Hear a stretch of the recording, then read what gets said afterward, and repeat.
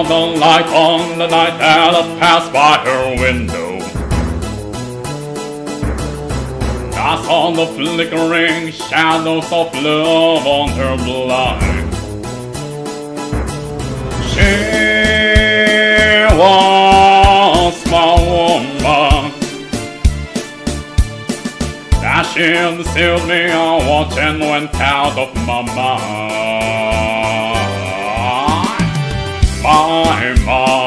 My Delilah. Why, Delilah? I could see that girl was no good for me, but I was lost like a slave that no man could free. At break of day when that man drove away, I was waiting. I crossed the street to her house and she opened the door. She stood there laughing. I felt a knife in my hand and she left no more. My Delilah. Why, Delilah? So before they come to break down the door, forgive me, Delilah, I just couldn't take anymore.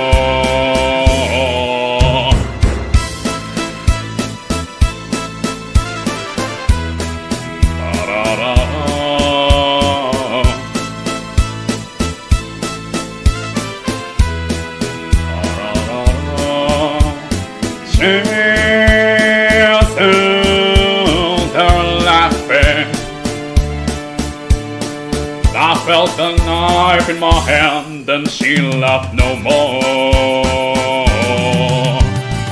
My Delilah. Why, Delilah? So before they come to break down the door, forgive me, Delilah, I just couldn't take anymore. Forgive me, Delilah, I just couldn't take anymore.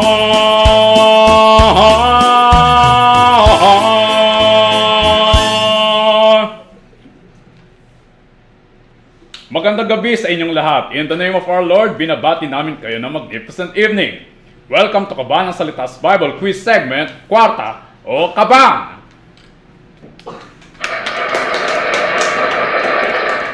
Sa loob ng 30 minuto, tagisan ito ng talino. Kung sino ang mas maraming alam sa Biblia, siya ang panalo. Simple lang ang ating format. May 2 teams at meron tayong 9 na tanong. Ang mga tanong ay babasahin muna sa English, then in Tagalog. So ang mas maraming tamang sagot ay siyang makakalikom ng mas maraming pera at ang episode winner. Kung sino ang mali ay may sorpresa naman siyang mabubunot sa ating mahiwagang kabang.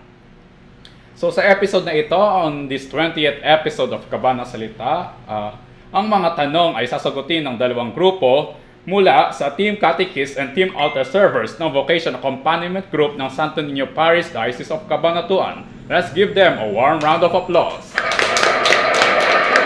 So, please introduce yourselves na po. Mix na sila.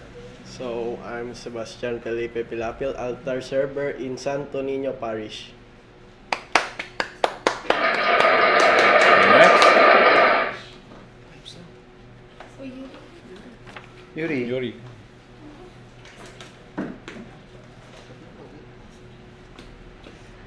Hello guys, I am Prince Yuri Cabanera, Altar Server of the Santo Niño Parish.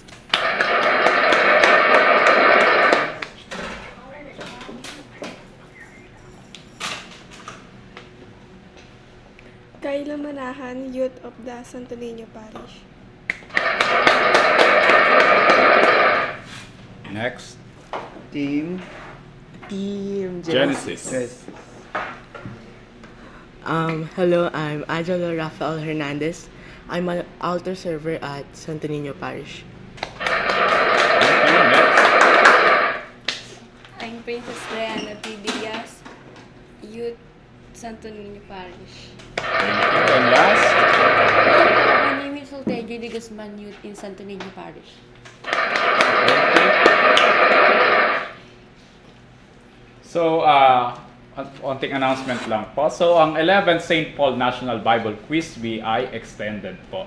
So, pwede pa pong sa mga gustong mga schools or universities po na gustong humabol ay pwede pa pong sila mag-register through our post sa aming na makikita sa aming page ng St. Paul's Bookstore Cabanatuan. And as of July 1 ay meron na pong total na 169 schools or universities na po ang nakakapag-register. So, by the way, mayroon po pala tayong pang-10 tanong na sasagutin ng ating mga manonood sa YouTube at Facebook. At yan ang ating babasahin ngayon. So, ready na ba kayo mga viewers? So, here is a trivia question. What Old Testament book is a collection of prayers meant to be chanted or sung with an accompanying instrument? So, sa Tagalog, sa aling libro o aklat sa Lumang Tipan ay matatagpuan ang libro na kinapapalooban ng mga dasal na siya dapat na awitin na may na pwedeng saliwan ng instrumento. So sa mga nakakaalam po ng sagot ay please write down your answers on the comment section. So Team Genesis and Team Proverbs, magbato-ba topic na po tayo. Tapos na. Tapos na kanina. Tapos na? Yes. Okay, so Team Proverbs po ang maglalaro. Okay, so here is the first easy question.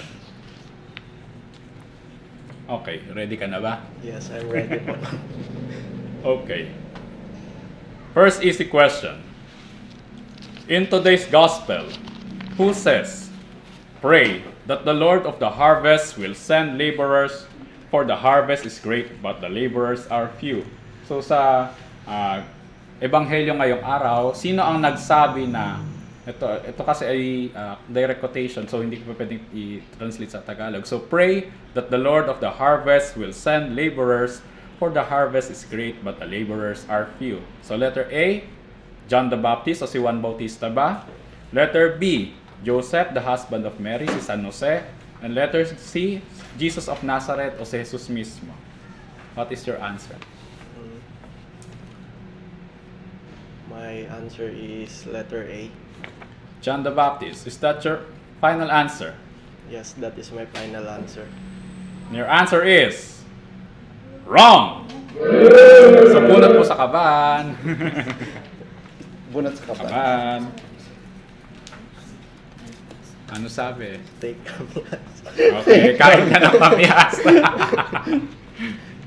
Inugasan yan ha. Yes po. Okay. First bite. Bye. 1, 2, 3. Wow! maasim. Hindi maasim. Okay. Okay, so still na po ang Team Genesis. Okay, first player ng Team Genesis, please proceed to the front. So I will repeat the question. In today's gospel, who says, "Pray that the Lord of the harvest will send laborers, for the harvest is great, but the laborers are few"?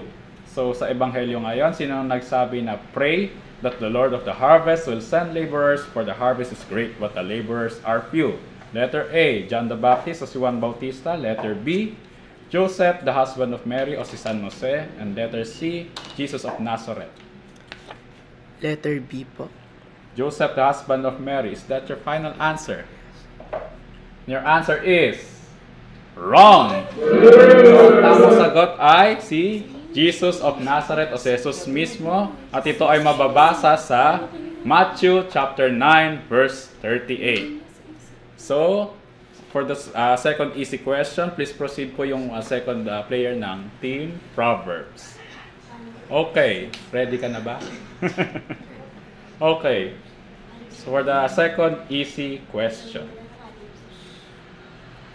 Our first reading today comes from the prophet who was commanded by the Lord to marry the prostitute Gomer He is no other than blank. So sa Tagalog, sa unang pagbasa ngayong araw ay makikita ang propeta na inutusan ng Diyos na pakasalan ang babaeng aliwan and na si Gomer. So siya ay si letter A. Letter A. Teka. Okay. Letter A. Isaiah o si Isaias. Letter B. Hosea. Letter C. Jeremiah. Letter B. Letter B. Hosea. Is that your final answer? And your answer is correct! So, 100. Baliktad. Yan, 100. So, third player po ng team Proverbs ang maglalaro. Since kayo po ang nanalo. Please proceed. Okay, Yuri. This is the third question. In Matthew chapter 9, the woman with hemorrhage who was healed by Jesus as she touched the tassel of Jesus' cloak suffered for how many years? So sa Tagalog, sa Mateo, ika-9 na kabanata, ang babae na nagdudugo ay pinagaling ni Jesus nung hawakan lang niya yung pinakailalim ng kanyang laylayan ng kanyang damit. Na ang tanong dito, ilang taon siya nagdusa, nagsuffer na sa kanyang hemorrhage o pagdurugo. So letter A, 12 years. Letter B, 10 years. Letter C, 2 years. A po. 12 years. Is that your final answer? And your answer is correct. So 12 years po. Ito ay mababasa sa Matthew chapter 9 verses 18 to 26.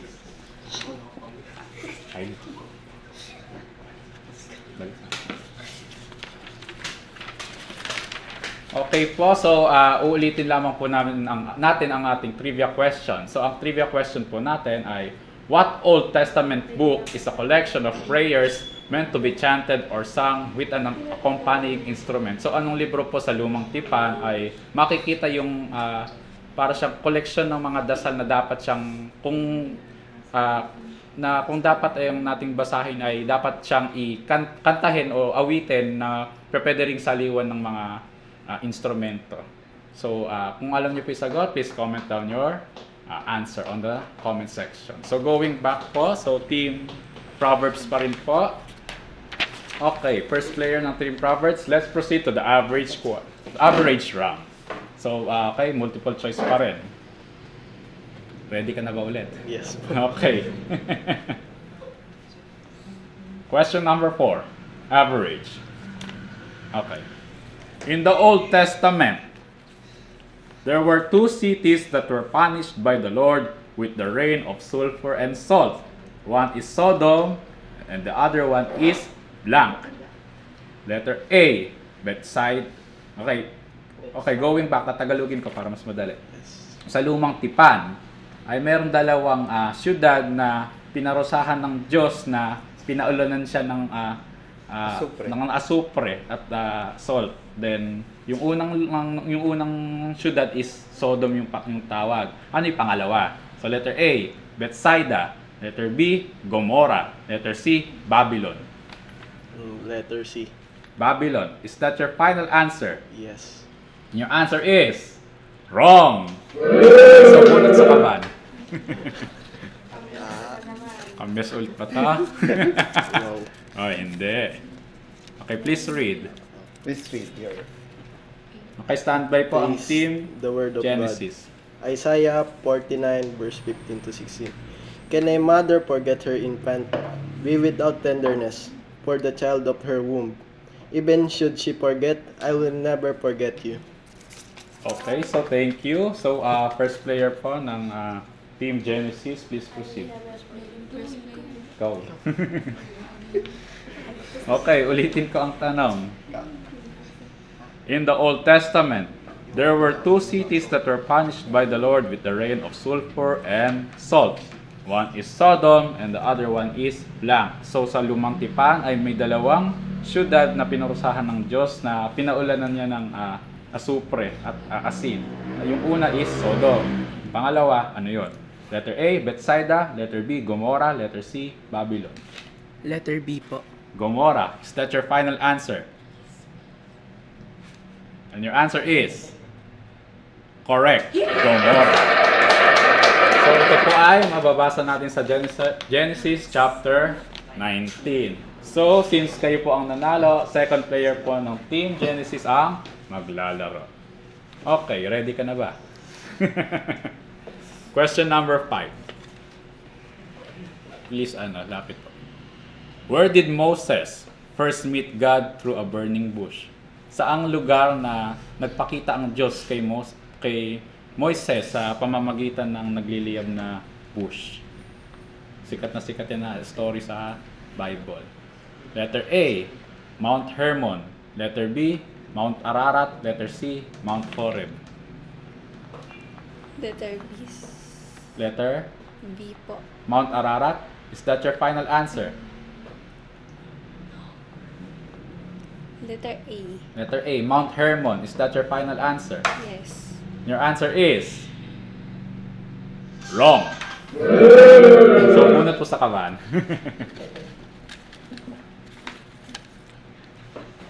Okay, please read. Taste the word of God. Ito. Joshua. Ito.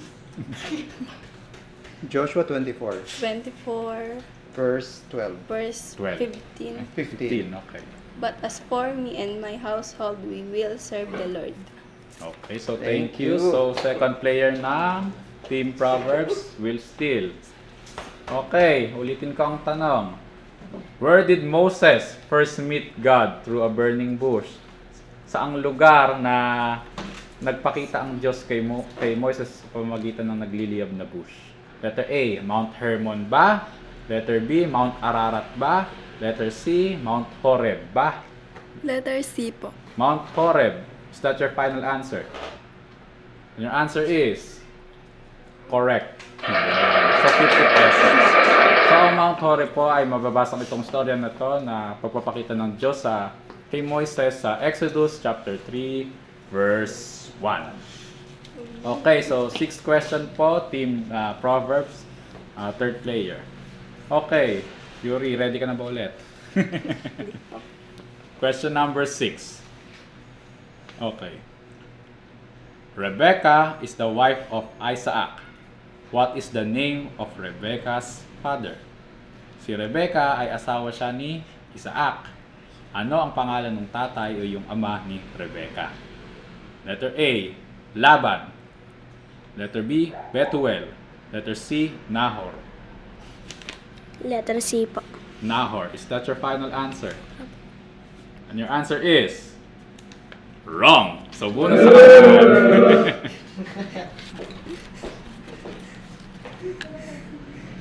Oh, miss ka.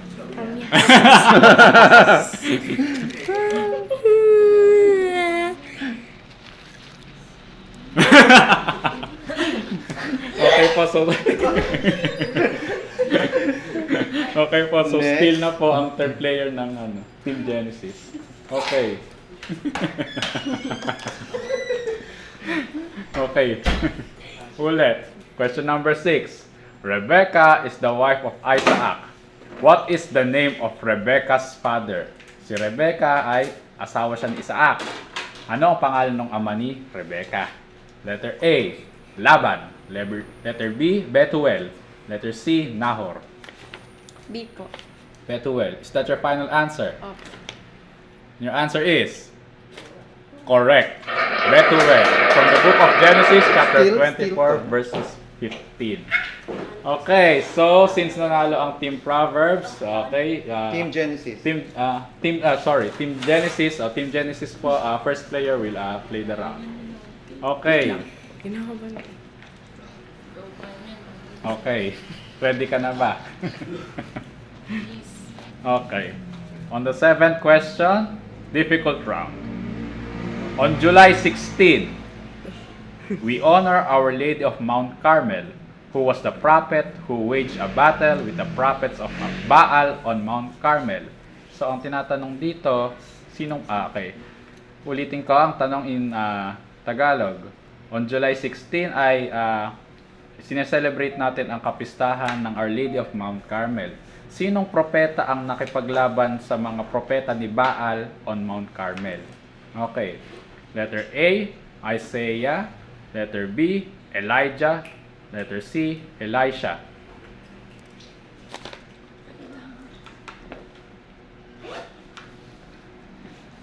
Letter A po.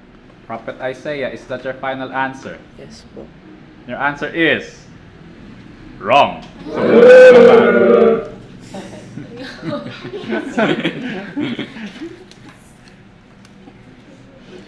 Take them, yes. Yan. Kamyas. Ulit. 1, 2, 3. Ay, kinahin ko. Okay, so Team Proverbs po. Okay, first player will steal. Okay, I'll repeat the question. On July 16, we honor Our Lady of Mount Carmel, who was the prophet who waged a battle with the prophets of Baal on Mount Carmel. So, sa Tagalog, sa July 16 ay sineselebrate natin ang feast day ng Our Lady of Mount Carmel na dito ay hina-highlight yung isang propeta na nakipaglaban siya sa mga propeta ni Baal o yung false prophet sa Mount Carmel. Okay. Letter A, Isaiah. Letter B, Elijah. Letter C, Elisha. Letter B po. Elijah, is that your final answer? Yes, that is my final answer. And your answer is correct. Here. Elisha from the book of 1 Kings chapter 19. Okay, so second player po ng team, Proverbs, will play the round. Question number 8. Question number 8. July 4. On last July 4 is the feast day of Saint Thomas the Apostle. In John, in the Gospel of John, what is his Greek name which means the twin? Okay, sa Tagalog, noong July 4 ay sinelebrate natin ang kapistahan ni Santo Tomas na apostle, one of the 12 apostles. So sa Gospel of John, ay ano yung Greek name niya na ibig sabihin ay kambal? Okay, letter A, Didailus. Okay. Letter A, Didailus. Letter B, Menelaus. Letter C, Menelaus. Didymus. Letter A. Didailus. Is that your final answer? Okay, and your answer is wrong. So, Didailus, Menelaus. Didailus. Menelaus. May delay. It kamyas.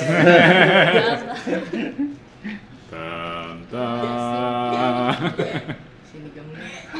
Uy, wala. Anong reaction? Okay, so Gusto niya. second player ng Team Genesis will steal. So, ulit ang question. On July 4 is the feast day of Saint Thomas the Apostle. So, in the Gospel of John, what is his Greek name which means the twin? So, nung nakaraang July 4 ay ang kapistahan ni Santo Tomas na apostol. So, sa Ebanghelyo ng Juan ay ano yung pangalan niya sa Griego, sa Greek, na ibig sabihin ay kambal o twin. Letter A, Didailus. Letter B, Menelaus. Letter C, Didymus. Letter C po. Didymus. Is that your final answer? Yes. Your answer is correct. Didymus. From the Gospel of John, chapter 20, verses 24. So, okay, third player po ng Team Genesis will play. Okay, ready ka na? Okay, so here is the last question.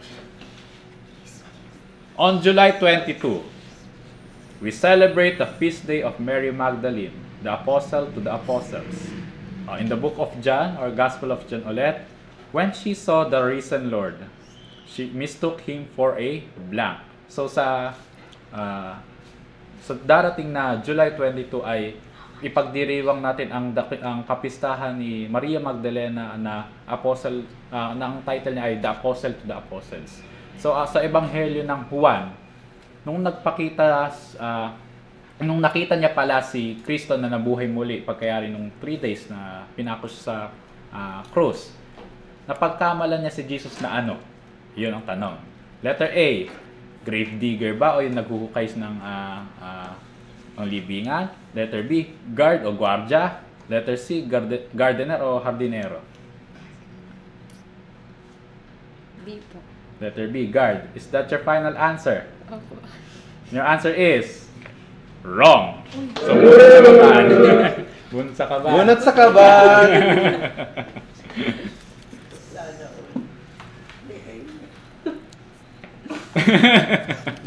Kamiyas. Kamyas. 1, 2, 3. Okay, Yuri. Still. Okay, still.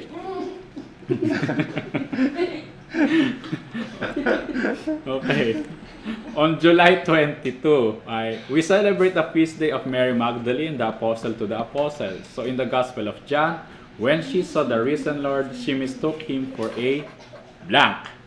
So sa Tagalog, Yuri, sa darating na July 22 ay pinagdiriwang natin ang kapistahan ni Maria Magdalena na siyang apostol sa mga apostol. So sa Ebanghelyo ng Juan, ay nung nakita niya si Jesus na nabuhay muli pagkayari na pinakos sa krus, ay napagkamalan niya si Jesus na ano, bilang ano. Yun ang tanong. Letter A, grave digger o tagahukay ng bangkay. Letter B, guard o guardia. Letter C, gardener. A po. Tagahukay ng bangkay, grave digger. Is that your final answer? Your answer is wrong. Ang tamang sagot po ay gardener. So, from the Gospel of John, chapter 20, verses 15. So, pakitotal po ang inyong mga nakuha. Magkano po lahat-lahat? Sa inyo na yon. Sa inyo na yon. Magkano sa team? 150. Sa team Genesis? 150. So, sa team Proverbs, magkano? 300. So, at the end of 9 questions, team Proverbs won the amount of, magkano ulit? 300 pesos, while Team Genesis ay, magkano? 150. So, congratulations Team Proverbs. Tanggapin ninyo ang cash prize worth 1,000 pesos and gift certificate worth 1,500 pesos from St. Paul's Bookstore, Cabanatuan. Yes! So, Congratulations! Sana all. Libre ko yung mic ko. So going back po sa ating trivia question. At ang sagot sa ating trivia question natin ay take note. Take note. Okay, so ang sagot natin sa ating trivia question ay ang Book of Psalms o yung mga Salmo. So to formally conclude our program, the Kabanang Salita, would like to thank our sponsors, first and foremost, the St. Paul's Bookstore Cabanatuan for our event, and then especially Brother Hans, our branch manager, and second, the Biblos Reading Club, especially Highland Kabiling for the donation of AV switcher and the 2 Sony cameras. And for our guest tonight, the Vocation Accompaniment Group from the Santo Niño Parish, Diocese of Cabanatuan. So, remember that you can watch Kabanang Salita every Tuesdays at 7 p.m. in the evening here at St. Paul's Bookstore Cabanatuan through our official Facebook page and YouTube channel. So please give us a like, follow, and subscribe on our channel on YouTube and Facebook. So thank you so much, everyone. Hope you like our this week's episode of Kabanang Salita, and may God bless us all and all for the gospel.